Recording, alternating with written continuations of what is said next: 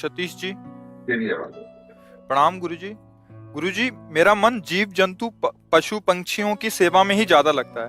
मैं अपनी हाँ, कमाई का बहुत ज्यादा हिस्सा इसी पुण्य में हाँ, लगाता हूँ। बहुत अच्छा है, बहुत अच्छा है। अहंकार रहित होकर सेवा की जाए तो भगवान की ही प्राप्ति हो जाती है, क्योंकि हर पक्षी पशु के रूप में भगवान है।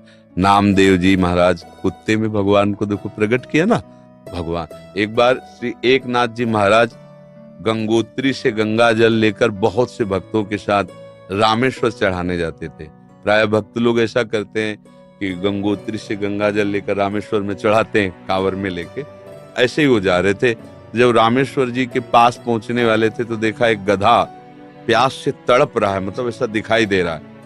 तो उन्होंने विचार किया कि रामेश्वर जी में तो सब जल चढ़ाते हैं और ये प्यासा इसे कोई पिलाएगा नहीं। गंगोत्री से लाए थे रामेश्वर जी के लिए, नजदीक गए और गोद में गधे का सर लिया और हर हर महादेव करके पूरी गंगा जली।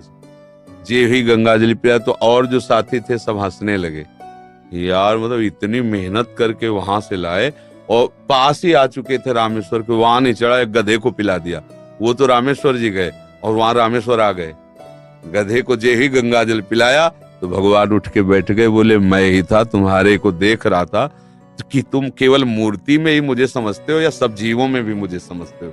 तुम्हारी इस दया से मैं द्रवित होकर यहीं प्रकट हो गया, क्योंकि कण कण शिव है, तो एक गधे से भी भगवान प्रकट हो गए। तो पशु पक्षियों की सेवा भगवान की सेवा, पर अभिमान न करे।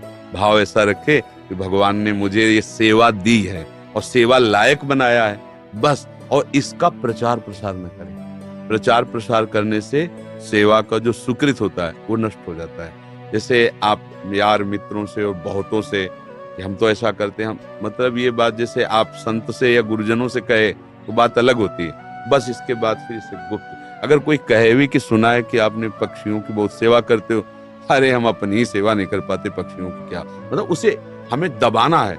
हमसे पाप बन जाए तो कह देना है, पुण्य बन जाए तो छुपा लेना है। पर अपने लोग उल्टा करते हैं, पुण्य बनेगा तो पोस्टर छपवा देंगे और पाप बनेगा तो कसम खा लेंगे कि किया ही नहीं है। यही हमारी दुर्गति का कारण बनता है। अगर हमसे कोई गलती हो गई और कोई पूछे आपसे गलती, तो हाँ हो गई, अब दंड मिले जो तो वो नष्ट हो जाएगा। जहां आपने हाँ कहा वो पाप नष्ट हो जाएगा।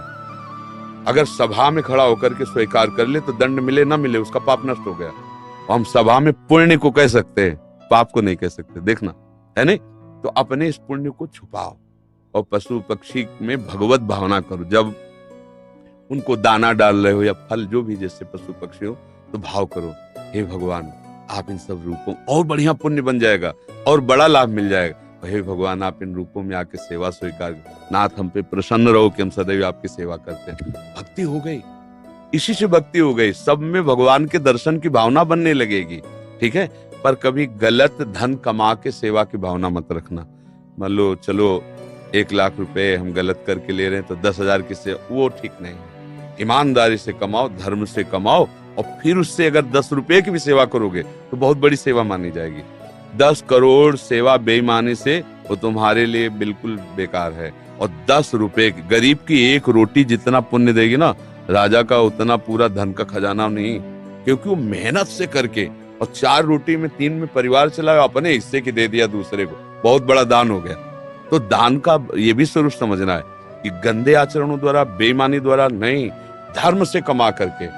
एक बार राधा बाबा ने भागवत सुनी, एक ब्राह्मण आते थे, श्रद्धा से सुना। अब दक्षिणा देने की बात आई तो बाबा ने कहा हम तो सन्यासी हैं, क्या दक्षिणा दें। आज बड़े बड़े लोग बैठे थे, जिसके पास पवित्र धन हो 125 रुपया हमें दे दो। किसी की हिम्मत नहीं निकालने की, क्योंकि बाबा बिल्कुल सत्य पे प्रतिष्ठित महापुरुष। अब पवित्र होना चाहिए, इन्हें दंड मिलेगा। किसी की हिम्मत। एक घास खोदने वाला बगीचे में जो काम करता है दौड़ के आया, बाबा हमारा पवित्र है। वह कैसे तेरा पवित्र? बोले घास खोदता हूँ, मुझे कोई 1000-2000 ले मिलते, 100 रुपया तो हम दे देंगे। बोले हाँ तू दे। 100 रुपया लिया, पंडित जी को दे के, ये है दक्षिणा। हाँ ये 125 रुपया 125 करोड़ की बराबरी बिल्कुल नहीं हो सकती। वो 125 करोड़ बेकार, वो 125 रुपया अच्छा। धर्म से कमाओ और धर्म से सेवा करो, ये भगवत। डॉक्टर हिमांशु सूरी जी, बठिंडा पंजाब से। महाराज जी, मेरा ये प्रश्न है, क्या ऐसे महापुरुष जिनका गोलोक वास हो चुका है, उन्हें गुरुदेव रूप में धारण किया जा सकता है? एवं अगर किया जा सकता तो कैसे? 7 वर्ष की आयु से ही संकीर्तन सम्राट स्वामी श्री मुकुंद हरि जी महाराज जी के भाव भजन गा रहा हूँ और उनसे बहुत प्रेरित और उन्हीं को अपना गुरु माना है। तो उनके वचनों का पालन करो, वो जो आज्ञा किए हैं जीवन में कभी तो बोले ही है ना। हाँ, उनके उपदेश पकड़ लो और जो नाम कीर्तन वो कर रहे थे वही नाम कीर्तन करो, वही नाम जप करो।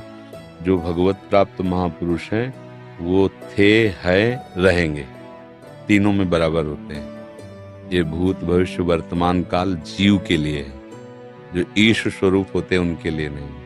वो थे भी, वो हैं भी और वो रहेंगे भी। जो महापुरुष हैं किसी को भी, जैसे भाई हनुमान प्रसाद पोद्दार जी, राधा बाबा, उड़िया बाबा, हरि बाबा, ये सब महापुरुष थे, हैं और रहेंगे। अब आप तदाकार करो तो उनसे बात भी हो सकती है। मिलन, जब भगवान से बात हो सकती है तो भगवत स्वरूपी तुम आत्मा है ना। हाँ, तन्मयता धारण करो। उनके भजनों की रिकॉर्डिंग की जैसे है, उपदेश नहीं होते। हाँ, मतलब सब संतों का एक ही कथन है, संसार के चिंतन से अपने चित्त को बचा के भगवान के चिंतन में लगाना। बस बार बार नाम जप करो। जो भी नाम कीर्तन करते हैं ना, वो नाम कीर्तन पकड़ लो, अंदर से जपो, उसी का कीर्तन करो और उनको गुरु मान लो। हो गई बात, समझ रहे? और संतों का संग करते रहो, जिनसे आपका मन मिले, जिनकी बात सुनकर आपको अच्छा लगे और हृदय शीतल हो जाए, उन संतों के वचन प्रगट में सुनते रहो और नाम और गुरु भाव उधर रख लो। मनोज कुमार दिल्ली से। सतगुरुदेव भगवान, आपके चरणों में कोटि कोटि प्रणाम। गुरुदेव भगवान, पराये सभी शिष्य अपने गुरुदेव का मानसिक चिंतन करते हैं, लेकिन गुरुदेव वो परम सौभाग्यशाली शिष्य कौन से लक्षणों से युक्त होता है जो कभी कभी अपने गुरुदेव के चिंतन में भी आ जाता है? जिसका अस्तित्व खत्म हो जाता है वो कभी कभी नहीं, वो गुरुदेव में ही हो जाता है। जब तक शरीर और शरीर के भोग और शरीर संबंधियों से अपनापन है, तब तक गुरुदेव को हमने माना है। जैसे सांसारिक किसी को हमने पिता माना, माता माना, रिश्ते नाते मान, उसी में एक और नाता मान लिया, गुरु। अब जिसने अपना अस्तित्व अहम में टिका होता है, जिसने अपना अहंकार गुरु जी के चरणों में दे दिया, अब जैसे आपकी आज्ञा वैसा ही हमारा जीवन है। आपका कृपा कटाक्षी हमारा मोक्ष मूलम गुरु कृपा। जिसने गुरुदेव को अपना अहम देकर सतत उनकी आज्ञा पर चला, तो गुरुदेव को चिंतन नहीं करना होता। गुरुदेव उसके हृदय में बैठते हैं, वो गुरुदेव के हृदय में सदैव रहता है। भगवान अपनी भक्ति के लिए कहते साधु हृदयमयी हम, साधु नाम हृदय। मैं उनका हृदय हो जाता हूँ, वो मेरा हृदय हो जाते हैं। और सही पूछो तो वो गुरु स्वरूप ही हो जाता है। सच्चा शिष्य वही जो गुरु स्वरूप हो गया। जैसे प्रियालाल जिसको अपना परिचय दे देते हैं तो प्रियालाल मैं हो जाता है, उसमें कोई अंतर नहीं। जानत तुम्हें हो जाई, सोई जाने जेहि देहु जनाई। जिसे वो जना देते हैं वो उन्हीं के मैं हो जाता है। ऐसे गुरुदेव का सच्चा शिष्य वही है जो गुरु स्वरूप हो जाता है।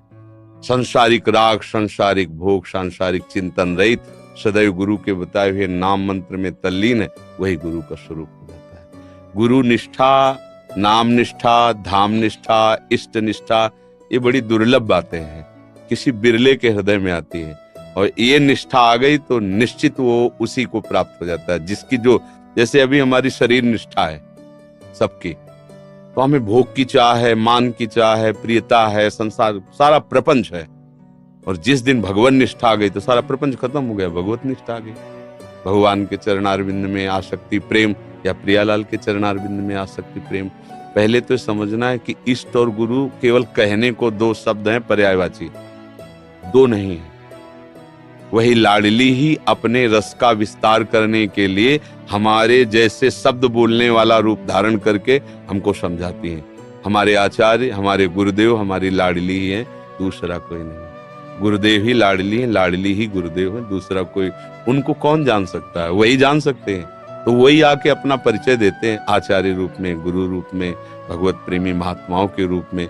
देखने को ढांचा पंच भौतिक होता है, अंदर हृदय सिंहासन पर युगल सरकार विराजमान होते हैं, वही अपना विस्तार करते रहते हैं। समझ में आ रहा ना?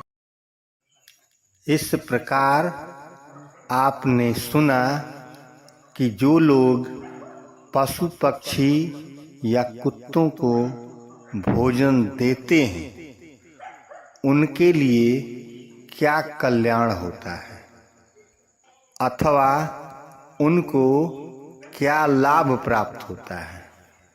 इसलिए आज से आप भी पशु पक्षियों के लिए भोजन देने का कार्य प्रारंभ कर दीजिए। निश्चित रूप से आपका कल्याण होगा। जय श्री राधे कृष्ण।